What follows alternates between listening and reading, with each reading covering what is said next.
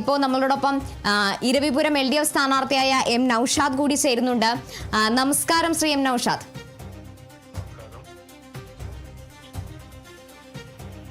നമസ്കാരം. കേൾക്കാമേ?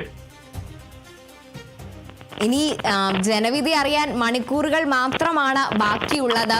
വലിയൊരു ആത്മവിശ്വാസത്തിൽ തന്നെ ആയിരിക്കില്ലേ ഉള്ളത്? തീർച്ചയായും തികഞ്ഞ ആത്മവിശ്വാസത്തോടുകൂടി തന്നെയാണ് നിൽക്കുന്നത്.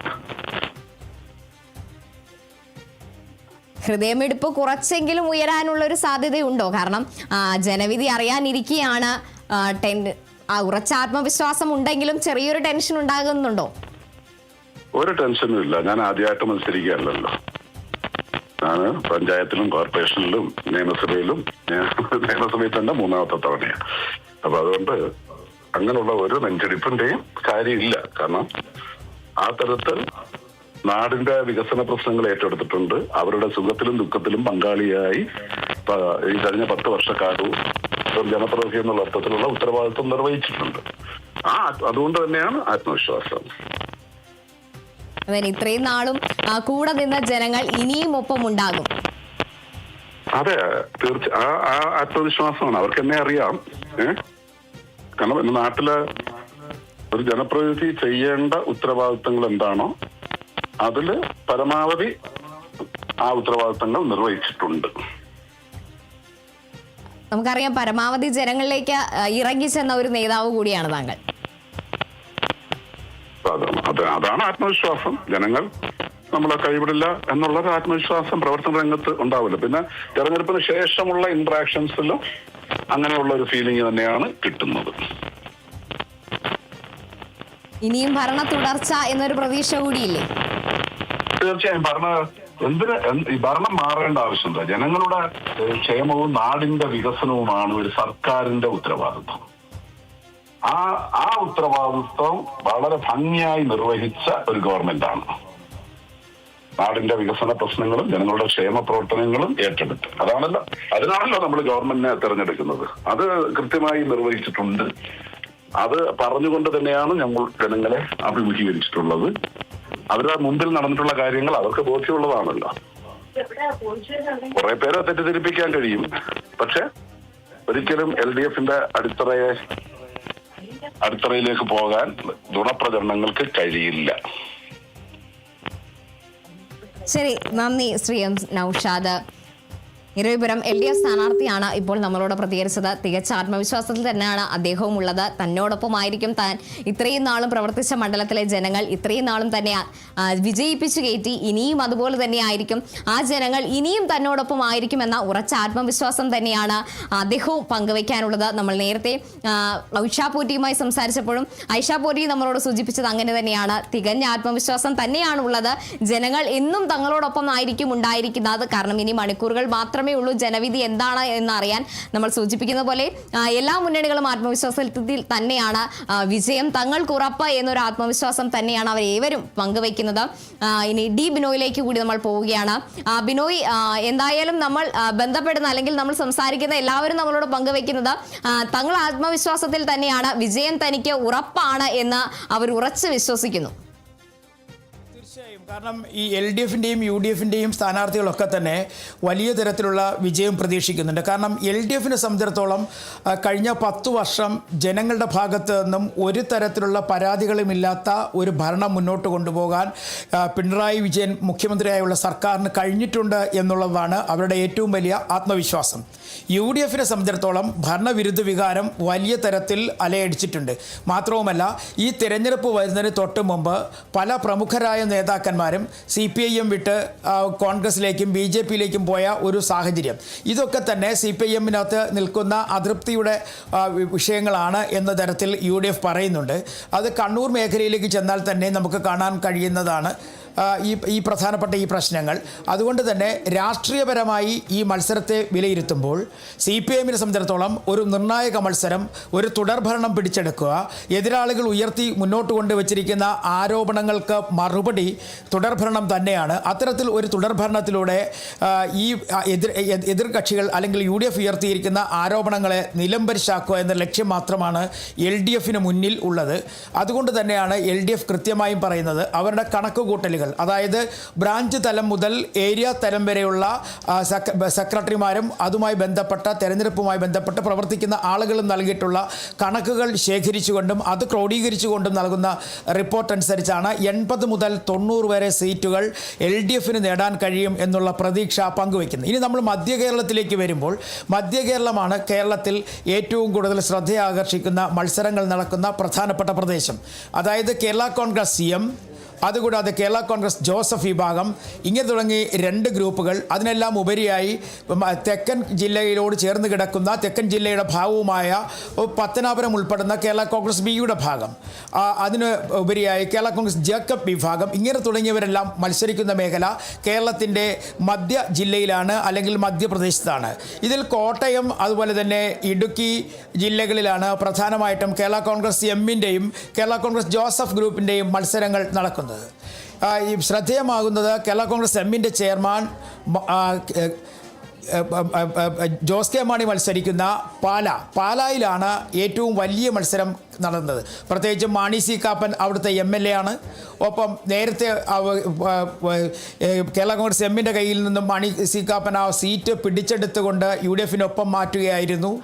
അവിടെ BJP ആണ് വലിയ തരത്തിലുള്ള ഒരു പ്രതിരോധം തീർത്തത്. കാരണം BJPയുടെ ഷോൺ ജോർജ് അവിടെ മത്സരിക്കുകയും അത് സഭകളുടെ പിന്തുണയോടുകൂടി തന്നെ ആ വിജയം ഉറപ്പാക്കാൻ കഴിയുമെന്നുള്ള പ്രതീക്ഷയൊക്കെ ഷോൺ ജോർജിനുണ്ടായിരുന്നു. അതുകൊണ്ട് തന്നെ മധ്യ കേരളത്തിൽ കേരള കോൺഗ്രസ് എം മത്സരിച്ച സീറ്റുകളും ഒപ്പം ജോസഫ് ഗ്രൂപ്പ് വിഭാഗം മത്സരിച്ച സീറ്റുകളുമൊക്കെ തന്നെ വിജയിക്കുന്നതിലും ഈ ഇരു മുന്നണികൾക്കും പ്രതീക്ഷകളുണ്ട്. കാരണം ഈ മധ്യ കേരളത്തിൽ കൃത്യമായി പിടിക്കുന്ന വോട്ടുകൾ അല്ലെങ്കിൽ സീറ്റുകൾ അത് 2 മുന്നണികൾക്കും നിർണായകമായി മാറും. പ്രത്യേകിച്ചും മലയോര മേഖലയുമായി ബന്ധപ്പെട്ട ഇടുക്കി പോലുള്ള മേഖലകളിൽ, പത്തനംതിട്ട ജില്ലയുടെ മലയോര മേഖലകൾ, ഇവിടെയൊക്കെയുള്ള ആളുകൾ ഏറെ നാളായി ഉയർത്തിക്കൊണ്ടുവന്നിരുന്ന നിരവധിയായ പ്രശ്നങ്ങളുണ്ട്. വന്യമൃഗശല്യം, കൃഷി നശിപ്പിക്കൽ, അതുപോലെ തന്നെ ആളുകൾ വന്യമൃഗങ്ങളിൽ നിന്ന് നേരിടുന്ന ഭീതി, ഇത്തരം പ്രശ്നങ്ങളൊക്കെ ഉയർത്തി വലിയ തരത്തിലുള്ള ആക്ഷേപങ്ങളൊക്കെ ഉയർന്നിരുന്ന, പരാതികൾ ഉയർന്നു വന്നൊരു സാഹചര്യം ഉണ്ടായിരുന്നു. പക്ഷേ അവരുടെ മുന്നിലേക്ക് ഈ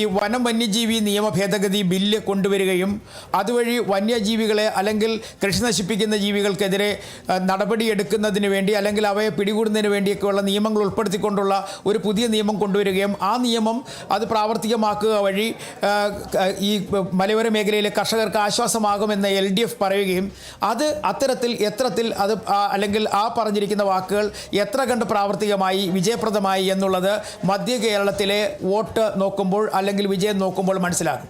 അത് LDFന് അനുകൂലമാണോ UDFന് അനുകൂലമാണോ എന്ന് വ്യക്തമാകും. കാരണം ഈ കർഷകർ തന്നെ അല്ലെങ്കിൽ കർഷകരെ പിന്തുണയ്ക്കുന്ന കേരള കോൺഗ്രസ് വിഭാഗങ്ങൾ അവർ മുന്നോട്ട് വെച്ചത് കൃഷിനാശവും വന്യമൃഗശല്യവുമായിരുന്നു. അപ്പോൾ ആ മേഖലയിലെ കൃഷിനാശത്തിനും വന്യമൃഗശല്യത്തിനുമെതിരെ LDF സർക്കാർ സ്വീകരിച്ച നടപടികൾ ക്രിയാത്മകമായി അത് വിജയം കണ്ടോ അല്ലെങ്കിൽ പരാജയപ്പെട്ടോ എന്നുള്ള കാര്യം ഈ വോട്ട് എണ്ണിക്കഴിയുമ്പോൾ അല്ലെങ്കിൽ സീറ്റ് ലഭിക്കുമ്പോൾ LDFന് അനുകൂലമാണെങ്കിൽ അത്തരത്തിൽ വിജയം കണ്ടു എന്ന് പറയാൻ പറ്റും. പക്ഷേ നേരെ തിരിച്ച് UDFന് അനുകൂലമാണെന്നുണ്ടെങ്കിൽ അത് UDFന് അല്ല LDFൻ്റെ ഭാഗത്തെ പരാജയം UDF വോട്ടാക്കി മാറ്റി വിജയിച്ചു എന്ന് പറയാം. അതുകൊണ്ട് തന്നെ മധ്യ കേരളത്തിൽ നടക്കുന്ന വോട്ടിംഗ് അല്ലെങ്കിൽ നടന്ന പോളിംഗ് എന്ന് പറയുന്നത് ഇരു മുന്നണികൾക്കും നിർണായകമാണ്.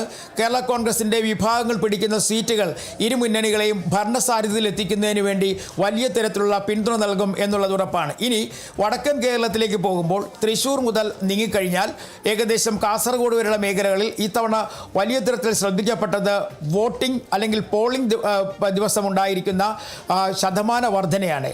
ഈ 79% പോളിംഗ് ഉയർത്തുക എന്ന് പറയുമ്പോൾ സാധാരണഗതിയിൽ കാസർഗോഡ് പോലുള്ള ജില്ലകളിൽ അങ്ങനെ വലിയ തരത്തിലുള്ള പോളിംഗ് ശതമാന വർധന ഉണ്ടാകുന്ന പതിവ് കേരള രാഷ്ട്രീയത്തിൽ അല്ലെങ്കിൽ കേരളത്തിൻ്റെ തെരഞ്ഞെടുപ്പിൻ്റെ ചരിത്രത്തിൽ ഉണ്ടായിട്ടില്ല. അത്തരത്തിൽ കോഴിക്കോടായാലും കാസർഗോഡായാലും തൃശ്ശൂരായാലും പാലക്കാടുമൊക്കെ തന്നെ ഉണ്ടായിരിക്കുന്ന പോളിംഗ് ശതമാന വർധനയിലാണ് ഈ വടക്കൻ ജില്ലകളിൽ ഇരു മുന്നണികളും കണ്ണുവച്ചിരിക്കുന്നത്. പോളിംഗ് ശതമാന വർധന ഭരണനേട്ടവുമായി ബന്ധപ്പെട്ട് ഭരണത്തിന് അനുകൂലമായി വോട്ട് ചെയ്തതിൻ്റെ ഭാഗമായിട്ടാണ് ഇത്രയധികം പോളിംഗ് ശതമാനം ഉയർന്നിരിക്കുന്നത് എന്നാണ് LDF പറയുന്നത്. UDF ആകട്ടെ സാധാരണഗതിയിൽ LDFനോടുള്ള വിരോധം അല്ലെങ്കിൽ ഭരണപരമായ ഉണ്ടായിരിക്കുന്ന താല്പര്യക്കുറവ് അത് വോട്ടായി മാറിയിരിക്കുന്നു എന്നുള്ളത് UDFും പറയുന്നു. ഇതിനെല്ലാം ഉപരിയായി ന്യൂനപക്ഷ സമുദായങ്ങൾ ആർക്ക് അനുകൂലമായി വോട്ട് ചെയ്തു ചെയ്തു എന്നുള്ളത് ഈ ജില്ലകളിലെ വടക്കൻ ജില്ലകളിലെ സ്ഥാനാർത്ഥികളുടെ വിജയം നോക്കുമ്പോൾ മനസ്സിലാക്കാൻ കഴിയും. കാരണം ന്യൂനപക്ഷ വോട്ടുകളിൽ കണ്ണുനട്ടായിരുന്നു ഈ തവണ UDF മുന്നോട്ട് പോയത്. പ്രത്യേകിച്ചും ജമാഅത്തെ ഇസ്ലാമി പോലുള്ള സംഘടനകളെ കൂട്ടുപിടിച്ചുകൊണ്ട് തെരഞ്ഞെടുപ്പിനെ നേരിടുന്നതിനെതിരെ വലിയ തരത്തിലുള്ള ആരോപണങ്ങൾ അല്ലെങ്കിൽ വലിയ തരത്തിലുള്ള ചർച്ചകളൊക്കെ ഉയർന്നു വന്നിരുന്ന ഒരു സാഹചര്യം ഉണ്ടായിരുന്നു. ആ സാഹചര്യങ്ങളൊക്കെ തന്നെ കണക്കിലെടുത്ത് പരിശോധിക്കുമ്പോൾ ഇവിടെ ന്യൂനപക്ഷ വോട്ടുകൾ ആർക്ക് അനുകൂലമായി, അങ്ങനെയാണെന്നുണ്ടെങ്കിൽ ആ അനുകൂലമായ വോട്ടുകൾ വിജയത്തിലെത്തുവാൻ LDFനാണോ UDFനാണോ സാധ്യത ഏറിയിട്ടുള്ളത്, അല്ലെങ്കിൽ ആർക്കാണ് കൂടുതൽ സാഹചര്യം ഒരുക്കിയിട്ടുള്ളത് എന്ന കാര്യത്തിലൊക്കെ തന്നെ ഈ തെരഞ്ഞെടുപ്പ് ഫലം വരുമ്പോൾ ഏകദേശം വ്യക്തമാകും. എന്തായാലും തെക്ക് മുതൽ വടക്ക് വരെയുള്ള യാത്രക്കിടയിൽ 3 സ്ഥലങ്ങളിലും വ്യത്യസ്തമായ സാഹചര്യങ്ങൾ നിലനിന്നിരുന്ന ഒരു തെരഞ്ഞെടുപ്പിലൂടെയാണ് സംസ്ഥാനം കടന്നുപോയത് എന്ന് പറയേണ്ടി വരും. ഇതിനിടയിൽ രാഷ്ട്രീയപരമായ മാറ്റങ്ങൾ, രാഷ്ട്രീയപരമായ കൂറുമാറ്റങ്ങളൊക്കെ ഈ തെരഞ്ഞെടുപ്പിൽ കാണാൻ കഴിഞ്ഞു എന്നുള്ളതാണ് മറ്റൊരു പ്രത്യേകത. അതിനെല്ലാം ഉപരിയായി ഇനി BJPയിലേക്ക് വരുമ്പോൾ BJPയെ സംബന്ധിച്ചിടത്തോളം BJP വലിയ തരത്തിലുള്ള പ്രതീക്ഷ പങ്കുവയ്ക്കുന്നുണ്ട്. കാരണം അവരുടെ കേന്ദ്ര നേതൃത്വം ആവശ്യപ്പെട്ടിരിക്കുന്നത് കേരളത്തിലെ വോട്ടിംഗ് ശതമാനം 20 മുകളിൽ 25 വരെ ഉയർത്തണം എന്നൊരു നിർദ്ദേശമാണ്. അങ്ങനെ 20 മുകളിലേക്ക് വോട്ടിംഗ് ശതമാനം ഉയർത്തണം എന്നുണ്ടെങ്കിൽ അത് പല സ്ഥലങ്ങളിലും LDFനും UDFനും വലിയ തരത്തിലുള്ള ഭീഷണി ഉയർത്തുമെന്നുള്ളത് ഉറപ്പാണ്. ഈ 20% വോട്ട് ഒരു BJP സ്ഥാനാർത്ഥി പിടിക്കുക എന്ന് പറയുമ്പോൾ അത് LDFൻ്റെയും UDFൻ്റെയും വോട്ടുകൾ കുറയാനുള്ള സാധ്യതയുണ്ട്. ആ സ്ഥലങ്ങളിലൊക്കെ തന്നെ മത്സരം കടുകട്ടിയായിട്ടുണ്ട്. അതുകൊണ്ട് തന്നെ അവിടെ ആര് ജയിക്കുമെന്നുള്ള കാര്യത്തിൽ ഒരിക്കൽ പോലും ഒരു പ്രവചനം നടത്തുവാൻ കഴിയുകയുമില്ല. ഇത്തവണ BJP പ്രതീക്ഷിക്കുന്നത് 5 മുതൽ 8 വരെ സീറ്റുകളാണ് കേരളത്തിൽ പ്രതീക്ഷിക്കുന്നത്. പക്ഷേ എക്സിറ്റ് പോളുകളിൽ അത്തരം വലിയ പ്രവചനങ്ങൾ ഒന്നും തന്നെ ഇല്ല എങ്കിൽ തന്നെയും 2 മുതൽ 5 വരെയും 5 മുതൽ 8 വരെയും ഒക്കെ പ്രവചിച്ച എക്സിറ്റ് പോളുകളുണ്ട്. ഇതിലൊക്കെ തന്നെ BJPയും പ്രതീക്ഷ അർപ്പിക്കുന്നുണ്ട്. BJPയുടെ പ്രതീക്ഷ വെച്ച് നോക്കുമ്പോഴേക്കും അവർ പറയുന്നത് തെക്കൻ കേരളത്തിലും മധ്യ കേരളത്തിലും വടക്കൻ കേരളത്തിലും BJPക്ക് ഇത്തവണ അക്കൗണ്ട് തുറക്കുവാൻ കഴിയുമെന്നുള്ള പ്രതീക്ഷ അവർ പങ്കുവയ്ക്കുന്നുണ്ട്. പക്ഷേ ആ പ്രതീക്ഷകൾ എങ്ങനെയാണ് എന്നുള്ളവർ അവർ വ്യക്തമാക്കുന്നില്ല എങ്കിൽ തന്നെയും നിലവിലെ സാഹചര്യം അവർക്ക് അനുകൂലമാകുമെന്നുള്ള പ്രതീക്ഷയാണ് BJP പറയുന്നത്. എന്തായാലും കേരളത്തിൽ നേമവും കഴക്കൂട്ടവും അതുപോലെ തന്നെ മഞ്ചേശ്വരവും പാലക്കാടും ചാത്തന്നൂരുമൊക്കെയാണ് BJP കണ്ണുവച്ചിരിക്കുന്ന പ്രധാനപ്പെട്ട മണ്ഡലങ്ങൾ. അതുകൊണ്ട് തന്നെ ആ മണ്ഡലങ്ങളിൽ അവർ വിജയത്തിനപ്പുറം മറ്റൊന്നും തന്നെ പ്രതീക്ഷിക്കുന്നതുമില്ല.